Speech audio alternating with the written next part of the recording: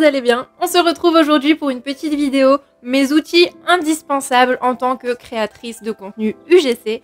Mais avant ça, petite hashtagade. Je vais vous insérer la petite publicité si vous voulez pas la regarder et passer directement à la vidéo. Vous aurez le petit curseur en bas, voilà. Bon visionnage, je vous reprends tout de suite. Si tu suis ma chaîne depuis un petit moment maintenant, tu sais que j'ai eu la chance de collaborer plusieurs fois avec la marque de bijoux Ana Luisa. Aujourd'hui, je me devais de vous faire un petit point sur comment ces bijoux vieillissent dans le temps, notamment avec la chaleur, avec la transpiration, avec la mer, avec le chlore, avec tout ça. Parce que du coup, ça y est, c'est l'été, j'ai eu l'occasion de tester ces bijoux à fond, on va dire. Alors faut savoir que, à part les colliers, je n'enlève jamais ni mes boucles d'oreilles, ni mon bracelet, donc que ce soit pour me laver les cheveux, pour aller me baigner dans la mer, dans la piscine, pour aller au spa ou quoi, je n'enlève jamais ni mes boucles d'oreilles, ni mon bracelet. Donc comment vous dire que mes boucles d'oreilles et mon bracelet, ils ont vraiment... ils en ont vu de toutes les couleurs. Tu l'auras compris, aujourd'hui on est ici pour discuter qualité-prix. Est-ce que ces bijoux ont survécu? Est-ce que ils sont toujours d'aussi bonne qualité que quand je les ai reçus? C'est parti.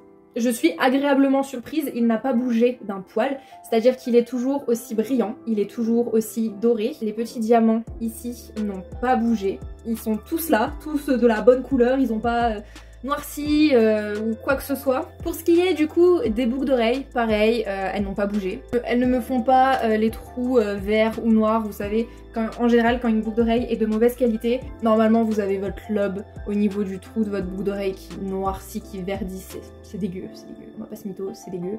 Là voilà, ça ne m'a jamais fait ça. Celle-ci, c'est celle qui est assortie à ce collier. Et pareil, ce collier, il a jamais bougé. Là, bien souvent, les colliers, au niveau de la fermeture, ils ont tendance à mal vieillir parce que c'est là où t'as tes cheveux, tu transpires, t'as chaud, voilà, en été surtout. Et bah, tout est parfait, tout est nickel. Donc franchement, Ana Luisa, question qualité-prix, vous pouvez foncer les yeux fermés, je vous recommande vraiment à 100%. Je vous mettrai toutes les infos dans la description. Sachez que le lien Ana Luisa n'est pas un lien affilié, c'est-à-dire que je ne touche rien si vous achetez des bijoux sur Ana Luisa via ce lien. Si je vous en parle, c'est juste parce que j'ai eu la chance de recevoir gratuitement une fois ces bijoux, je les ai testés, je les ai adoptés et voilà, ça sert aussi à ça. Si j'ai des bons plans, je vous en partage. Si quelque chose est pourri, je vous le dirai aussi. Pour l'instant, je touche du bois. Ça ne m'est jamais arrivé, je suis jamais tombée sur une marque pourrite. Voilà, merci d'avoir regardé ce petit passage publicité. Je vous laisse avec le reste de la vidéo. Bon, maintenant, entrons dans le vif du sujet. Je reçois souvent en DM Instagram quel matériel acheter pour commencer en UGC, dans quel outil je dois investir, etc. etc. Donc aujourd'hui, j'ai décidé de vous présenter en fait tout le matériel que j'ai accumulé durant plusieurs années. J'essayerai de mettre un maximum de liens en barre d'infos. Donc mon premier achat de matériel pour l'UGC a été ce petit micro-cravate. Alors c'est tout simple, hein, prise jack, ça se branche dans le téléphone. Là vous avez un petit micro avec une petite pince que vous pouvez clipser du coup à vos t-shirts. Voilà, c'est super pratique. Surtout si vous avez souvent l'occasion de tourner des UGC à l'extérieur. Là voilà, ça va vraiment capter le son de votre voix. Bon, il y aura un petit peu de bruit aux alentours, mais en soi ils seront quand même vachement réduits comparé à si vous vous enregistrez directement avec votre téléphone. Je l'avais acheté sur Amazon, il me semble, pour moins d'une quinzaine d'euros. J'essaierai de vous retrouver le lien. Il fonctionne très très bien, franchement le son il fait largement l'affaire. Puis question qualité-prix, il n'y a pas photo. J'ai aussi reçu ce fabuleux micro que vous voyez là à l'écran. Ça c'était une copine qui me l'avait offert pour mon anniversaire ou Noël, je ne sais plus exactement. Et c'est vrai qu'il est super bien pour faire mes voix off. Après voilà, ce micro là je l'utilise parce que je l'ai, mais en soi, si vous avez un téléphone quand même assez récent pour faire des voix off, le micro de votre téléphone, il suffit largement. Si vous avez vraiment de l'argent de côté à investir dans du matos, achetez-vous un micro, bien sûr. Ça fera une petite différence, une différence notable.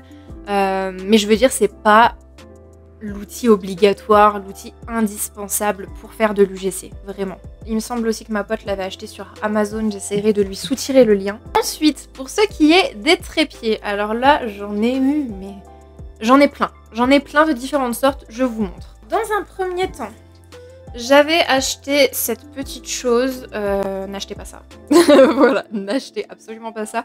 Tout simplement parce que les 2-3 premières fois que tu vas l'utiliser, il va être super stable, il va être trop bien.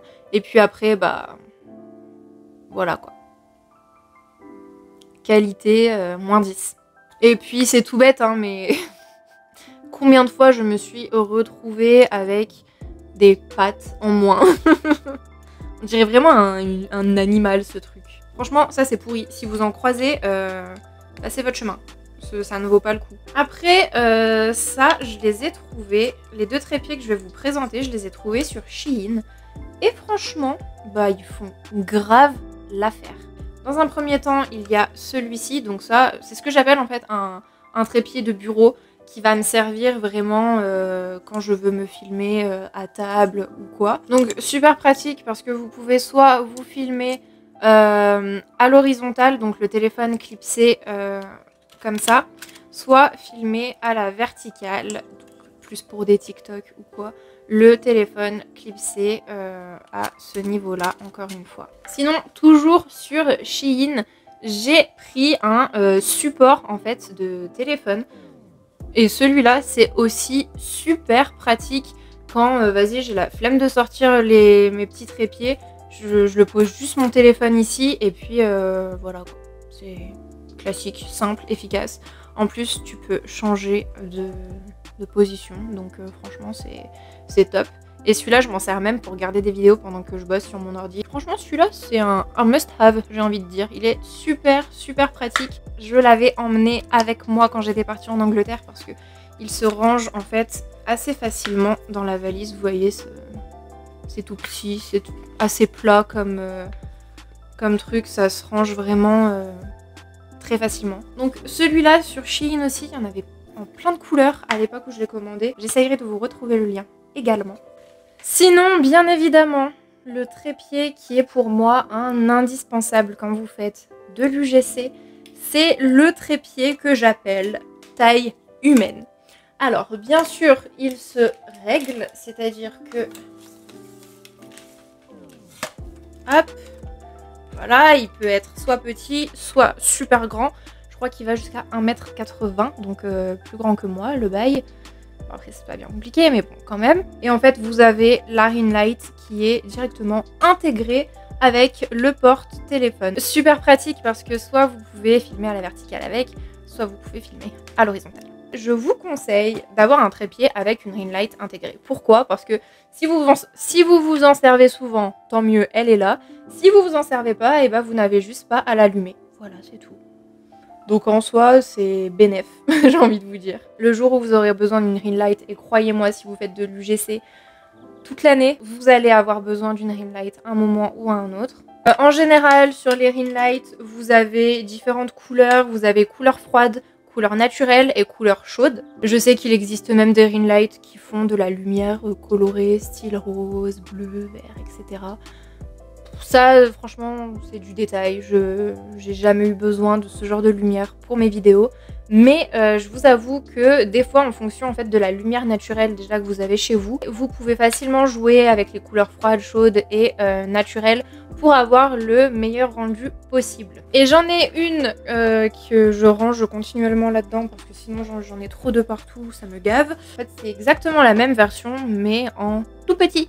Tout petit pour le bureau.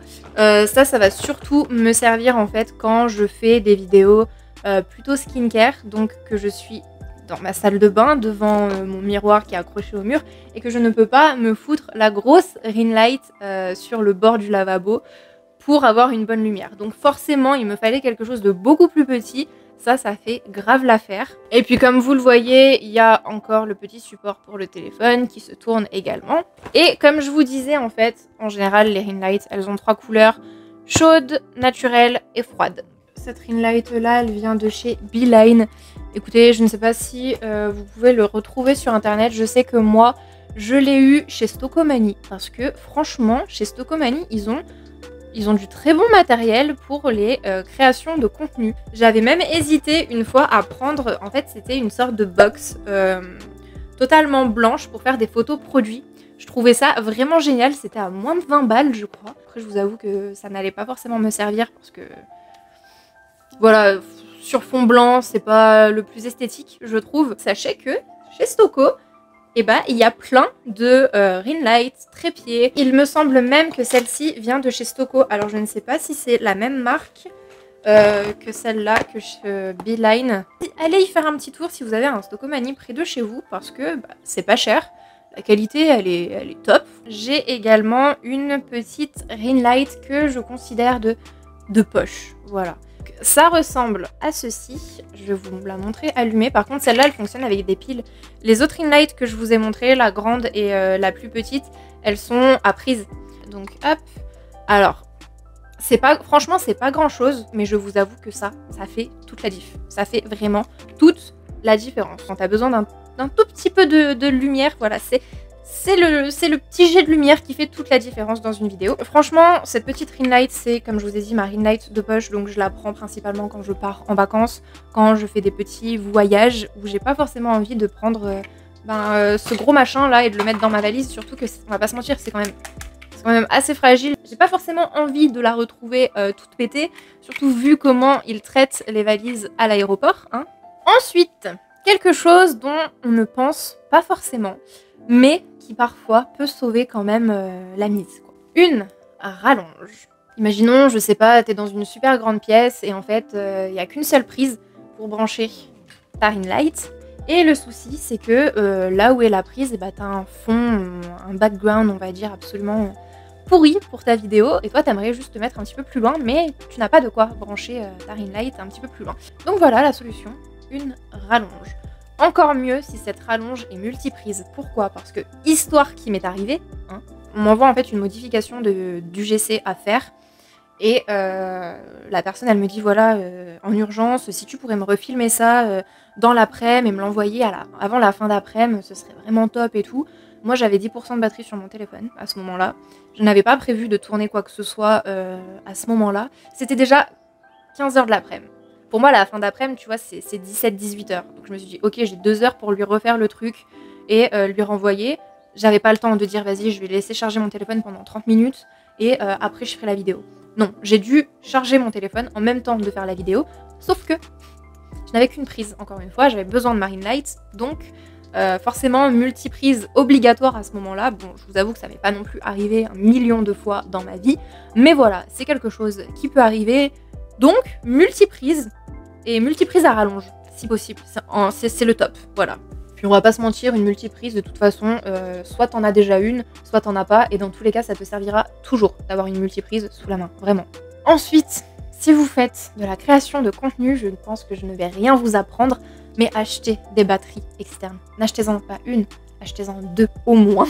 Surtout si vous avez l'habitude de filmer vos contenus en fait à l'extérieur.